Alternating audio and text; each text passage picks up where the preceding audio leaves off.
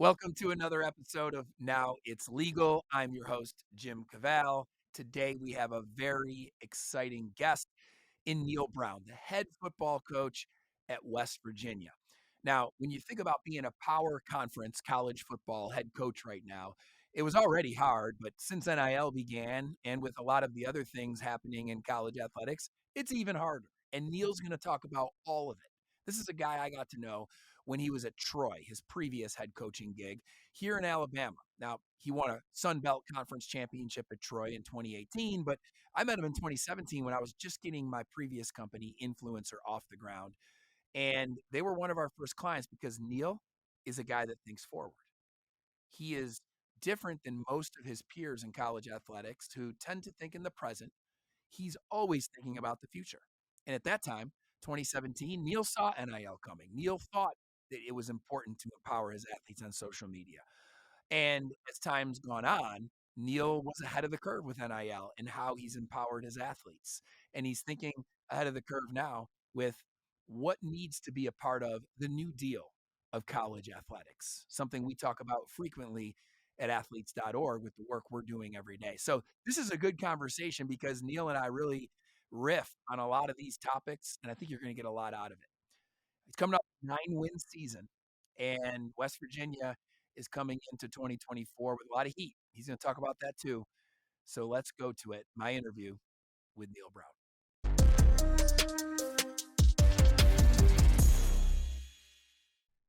All right, Neal. So first of all, thank you for making the time. I know that it's a busy time of year. It's always a busy time of year, but getting out of spring, getting into workouts, getting ready for another season. So thank you for taking some time to talk about what's going on in college football because it's a crazy time.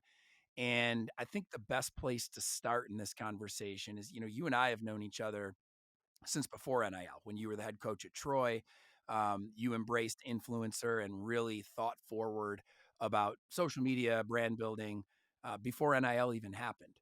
But when NIL happened, it was an interesting situation because as a coach, you were told you could help, but only so much. And we really had to keep disconnected from the athletes. What was the beginning of NIL like for you as a coach?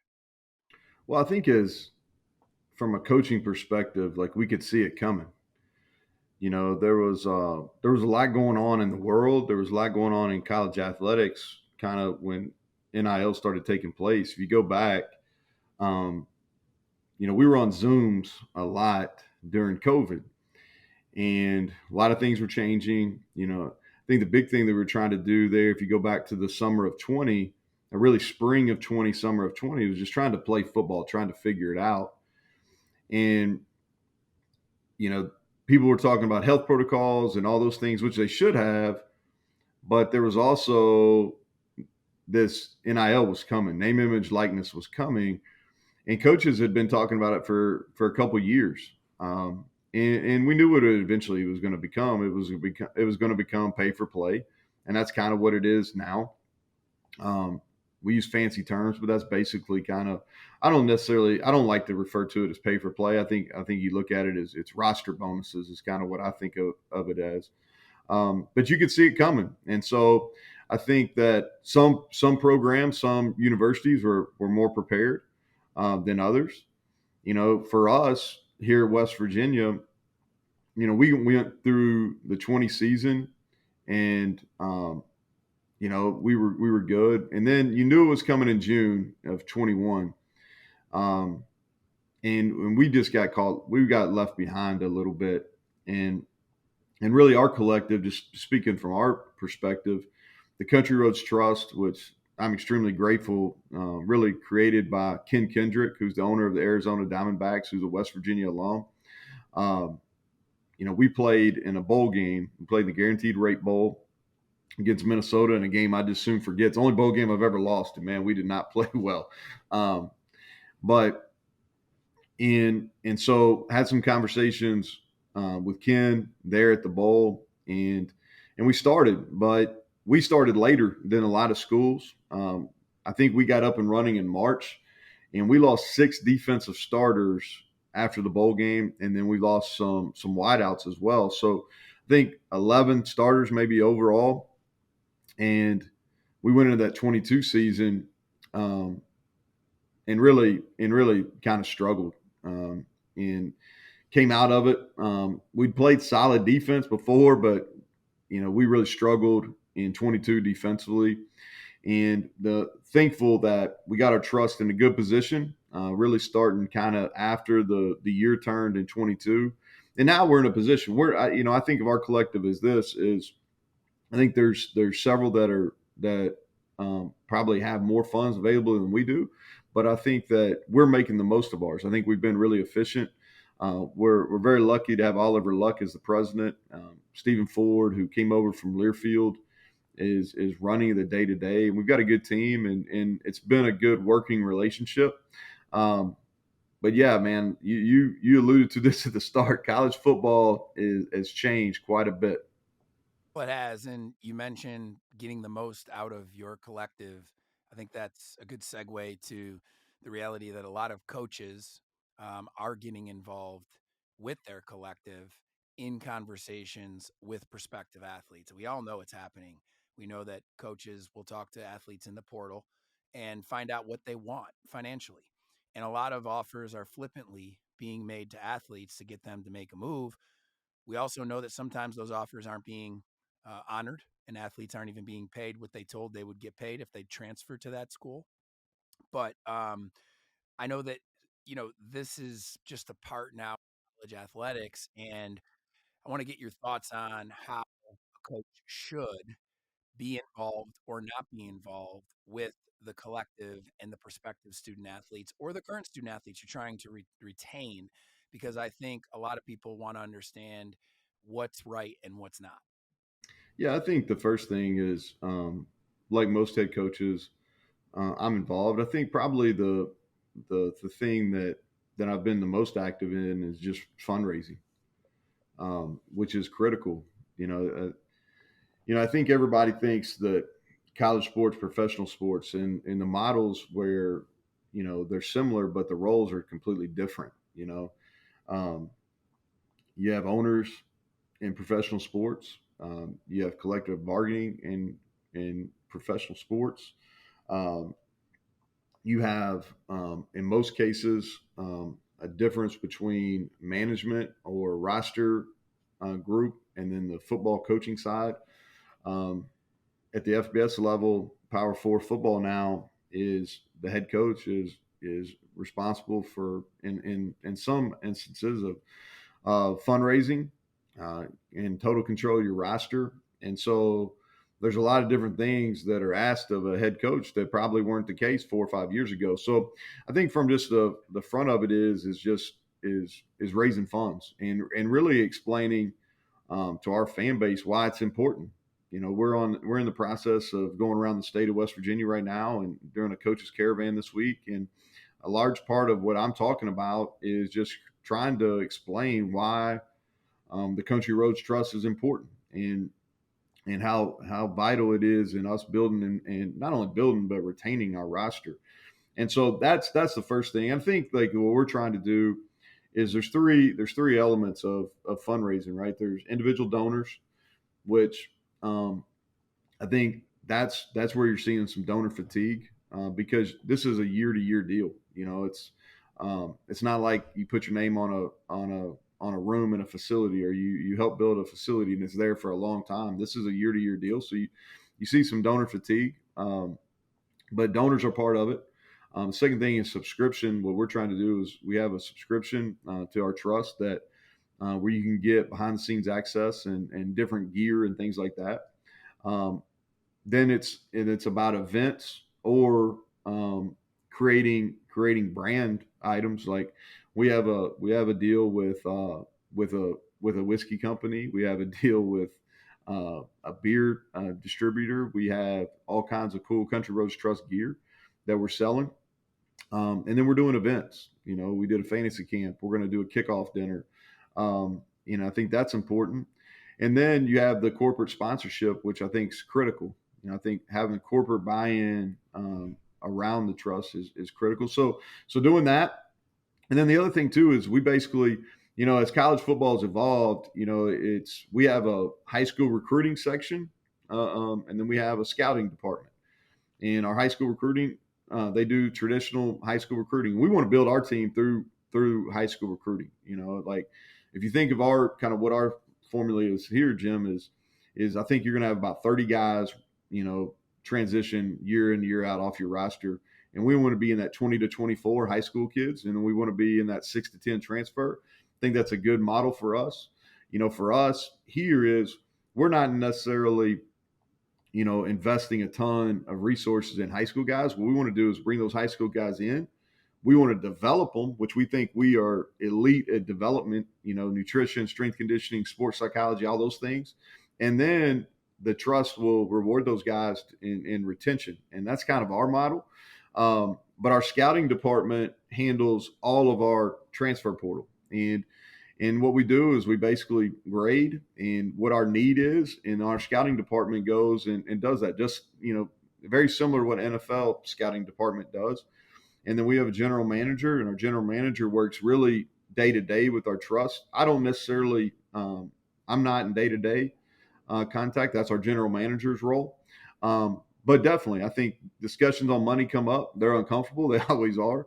But they're definitely coming up. I think that the other thing too is, and you see this more in transfer recruiting than you do in high school recruiting, and some of that's just kind of where we're at.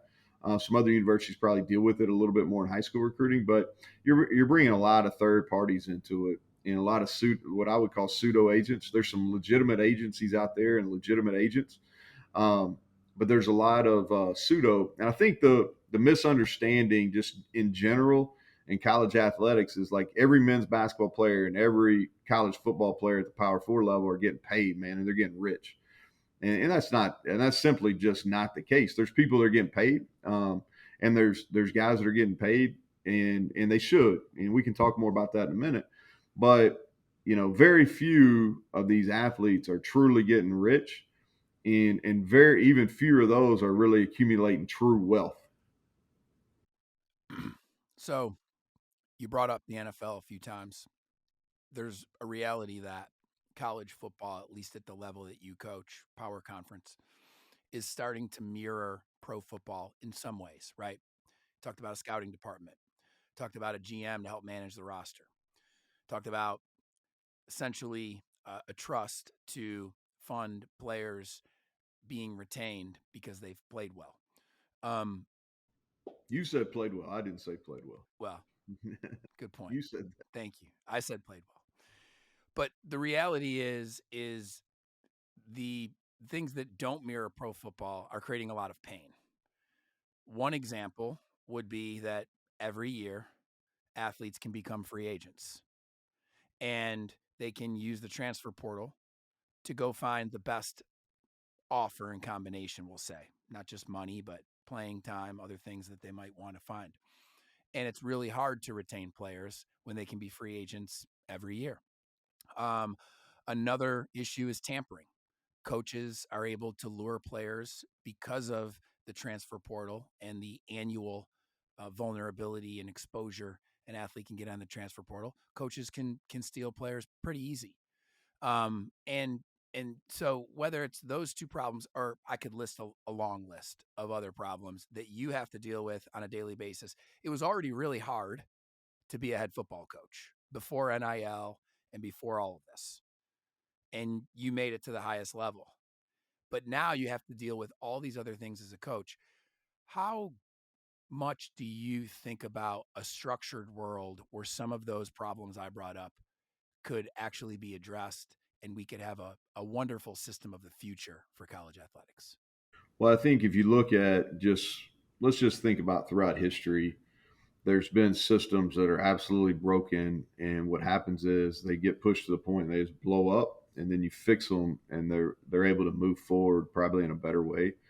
And I think that we are nearing that. And college football, in a lot of ways, has never been more popular. If you look at the TV numbers, if you look at some of the fan engagement things, like it's never been more popular. And I think that from just a spectator sport in the United States, we're the most watched sport in the entire country. Now the NFL is the most popular, but they only have 32 teams. We've got, you know, if you just talk about Power Four, there's approximately 60 or more schools, and we're the most popular fan sport that there is in our country. And so this is wildly popular, but the system's broken. It's broken. Um, it doesn't make sense.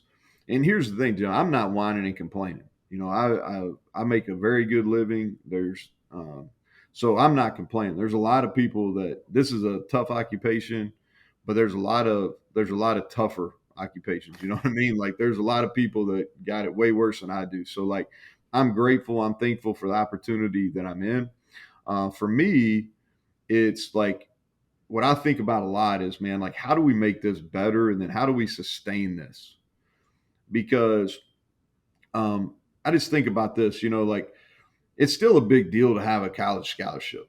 Like that's a big deal, like and I think about this, and you can correct me if I'm wrong, but it was told to me that that NCAA scholarships are the second biggest scholarship program in the history of the United States. The GI Bill's one. And you think about just through athletics, how many people are getting educated. And so I think a college education is still vital. But our system's broken. And I think it's broken, and you go exactly why. Why is the system broken? And it goes back to greed. It's greed. And so as television contracts started to really grow and expand, we had an opportunity, and I say we, I wouldn't necessarily make any decisions or part of that process at the time, but college athletics should have, all right, shared the revenue with the players, and just a missed opportunity. And so now, through a series of bad decisions, we have utter chaos. Okay, and the common fan doesn't know it, but the common fan will be affected before too long. And so I think what we have to look at is we just have to the whole system needs restructuring. Like right now, like all of our rules and guidelines are based on football being a one semester sport. Like it only plays in the fall. Well, that's not accurate. It's a year round sport. The national championship is going to be played on January 20th next year. That's what it is. And so we need to restructure our entire calendar. I think that football needs to be looked at as an isolated sport, because it's set up different. The champion is through the CFP. Like the NCAA men's basketball tournament is unbelievable, like unbelievable. And so, like that's a different postseason, but that's mandated by the NCAA. College football is not, and it's just a different sport. So I think we need to look at a governance structure that's really the Power Four schools, and what's that structure look like. I think we need to look at some type of collective bargaining. Are the players going to be employees? I'm not necessarily against that. A lot of people are. I could argue both ways, but I think there has to be collective bargaining, and we have to get to the point where there's actual rules governing. Okay, and so like let's just say this: NIL. Like I believe 100% that the players should be paid. They should have an opportunity to get paid for their services. Absolutely. Okay. I believe they should have an opportunity to transfer. I transferred. I was a one-time transfer. I transferred down. Um, and so I believe that they should have an opportunity to transfer. I don't have a problem with that. The problem is managing a roster, and it's all about each player's individual rights. I get that, but it has to be taken into effect the other people on the roster. There's a reason why the NFL, the NBA, the NHL, all these people have free agency periods of time, and there's only one, right? There's one free agency time. There's a reason why there's collective bargaining. There's a reason why they have strong tampering rules, and you see people get punished for it all the time. There's a reason why. And so for me, I think what we have to look at is football is a two-semester sport. It's different than any of these other sports. All right. And then, okay, there has to be a period of free agency or transfer portal, however you want to do it. And there has to be where you're locked in for a year. And what I mean for a year, there has to be, in my opinion, there should be one portal or one free agency period. And then once that is over and the player chooses, they're locked in. That way you have a roster that's built and it's fair to the people that are on your team. But anyway, I went on a rant. But those are just some things. I just think the system's broken. It can be better. There's some fixes, and they're not easy, Jim. Like you live in this world daily. Like they're not easy, but they can be done. They can be done. The issue is with most of what you said is the people who are in charge, so to speak, and have the ability to be pioneers and innovators and put this new deal together have very little incentivization to do that. Whether it's personally, they want to just get to their next contract, which we've seen a lot of a lot of ads and others presidents just focus on that and not want to rock the boat, or whether it's a situation of um, they're doing fine with the current model and they're in the lead. So why would they want to mess anything up? Uh, there's just a lack of incentivization right now from the leaders, and we need the leaders to step up because the reality is this: we do need collective bargaining or some sort of collective negotiation if it's not through employment and through some other NIL type mechanism to share the revenue with the athletes. And if the athletes don't agree to the terms of the revenue being shared, you're just going to have more court cases. And this is not going to be sustainable, to use your word. It's going to be a yet another can kick down the road that somebody else will have to deal with because the leaders in charge now will be maybe retired by that. I don't know. And so that's really the existing landscape of college athletics. And you're right, the fans, there's really a lack of education for just about every audience, but especially for the fans and the athletes. I don't think a lot of athletes are walking around right now saying, "Oh, did you see that the House case might settle for $2.7 billion?" And I don't think there's a lot of athletes talking about that right now. Now, when it is settled and it's the beginning of a 9-month term for the courts to approve it, and all the news is going to be about the fact that 20, 25, whatever the number is, $1 million a year is going to now be distributed to the athletes. Now your parents and your athletes are going to be asking you a lot of questions about how that's going to work. And they need to be at the table agreeing to how it works. And I think that's the biggest observation I have that comes from what you said, which is we need to collectively bargain this. That's underwriting the future. That's ensuring the future. So Too is like these are really complex issues, and I think there's like everyone has their opinion about solutions, but these are really complex issues. And you start talking about Title IX, you start talking about antitrust. Like I have a real fear for Olympic sports. Like I have a real fear of that. I have two daughters. That one is um, thinks she wants to play college softball. I've got another that is really into soccer at this point in her life and probably wants to pursue that in college. Like I worry about like what does that look like for them? What is the answer for Olympic sports? Because you think about it, and this is a big picture item, right? Is you think about how many people that are in leadership positions, whether it's local government, whether it's in your education system, whether it's in corporations, like how many of those leadership people really formed like who they are and what they're about through athletics. So what does it look like? And I'm really concerned. That's not going to affect me personally and what we're doing football wise, but like I'm really concerned about that. What does that look like? What does that look like? Because is the quarterback going to make the same as a rower? Not that they're any different people wise, but there's obviously a lot more eyes on the product in football, right? And so I'm really concerned about what our Olympic sports, what does that look like for them? And then I think too, you go back and you were talking about the athlete and maybe even some of the leadership deals. I think this is like, or some of the people in charge, not leaders, but everybody is like concerned about the here and now. Like everybody is like, and I'm talking about the normal person is just like, okay, what does it look like for me right now? What does it look like for me right now? How does it affect me right now?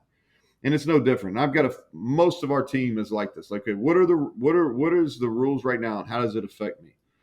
And I think that the leaders have to have vision of what it looks like down the road because your normal people are just going to be, hey, what does it look like right now for me? Um, and so, yeah, our players aren't talking about the house case. They're not now. As soon as it goes into revenue distribution, now they're going to be interested because then it's going to affect them. But it doesn't necessarily affect them right now. And I think it's a lot in whether it's athletic directors, presidents, coaches, whatever it is they're worried about the right now because you're in survival mode. Like you get these jobs, man, you're just trying to survive in advance. But I think we're doing a disservice to the sport if we're not trying to figure out what it looks like 10, 15, 20 years down the road. Absolutely.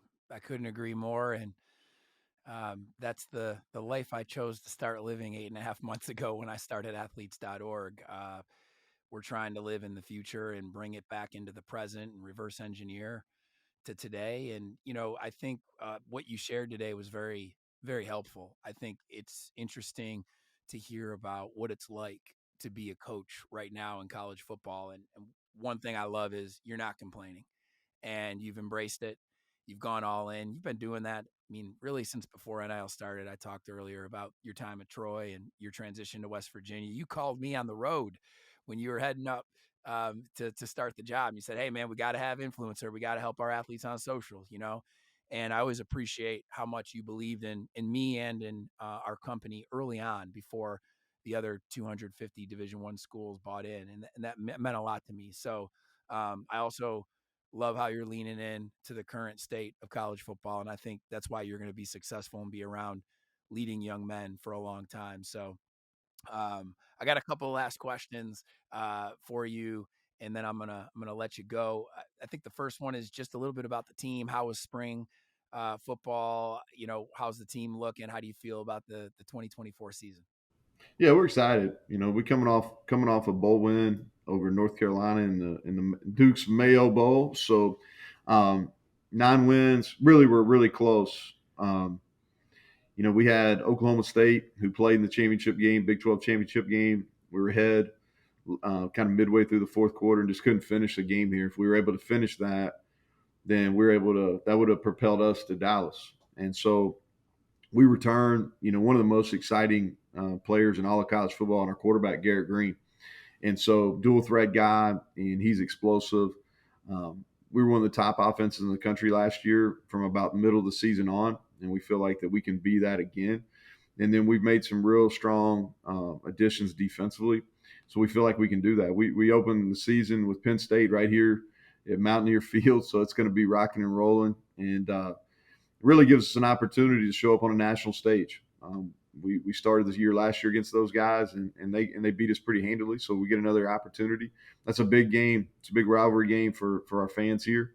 And then the Big 12, man. I think it's I think we got work to do to be the best team or best league in football, but I think we're most exciting. And there's a bunch of teams that are probably like us that feel like they have a chance to get in Dallas for that championship game. So, but it's exciting times here. Well, I know you're about to go read to your son's class, and I love that you're doing that. I actually did that last week, and there's nothing like you only get so many chances to do it. What book you reading? So he's going to surprise me. He's going to surprise me. So there's a big decision today on the school drop off, and so he put 3 books in his bag, and so it'll be a surprise. He's and so we're reading. He's a second grader, and so I'm reading. I'm actually a sub reader. Like this is one of the cool times. Most of the time, like I'm tied up. So my wife texted me last night, and I'm on the way back from a caravan stop, and she's like, "Hey, can you read? Can you read to Dax's class? They need a sub. They need a sub reader, a backup reader." And so I'm like, "All right, if Jim lets me off the podcast in time, I'm there." So I'm actually the sub reader today. I don't know if I've ever like it's good during this time of year. It's a little slower, so I can fit. I'm the fill-in guy today. Well, Coach, I look forward to seeing you again soon, and appreciate you making time this morning. I hope that you have a great day today, class with your son, and I hope you have a great 2024 season. Jim, appreciate man. Appreciate what you're trying to do. Great stuff from Neal. I like I said, he's always thinking forward. You could hear it with a lot of what we talked about. And I love the balance in his life. We probably could have went into that even further, but just the fact that he was leaving our interview to go be a guest reader for his son's class. I know family is a really important part of his life, and I know he's built a family with his team. I've had a chance to speak to his team in the past, and Neal is a guy who really puts the right things first and lives out of a leadership mentality, really a servant leadership mentality, and you could see that in the interview today. Now, listen, I want to encourage you, if you enjoyed this podcast, if you enjoy this topic of college athletics and where things are going, I want you to follow us on social on Instagram at Now It's Legal Pod. If you have ideas for guests we should be considering, whether they're athletes, parents, coaches, athletic directors, presidents, business people, these are all folks we want to feature on this show. Send us a suggestion via DM on Instagram after you follow us. Also, make sure you subscribe to our podcast on Apple Podcasts, Spotify Podcasts, and of course on YouTube, and pass the show along to your friends. We are really excited about these conversations. We've got some really exciting guests coming in the weeks ahead. But in the meantime, thanks for tuning in to another episode of Now It's Legal.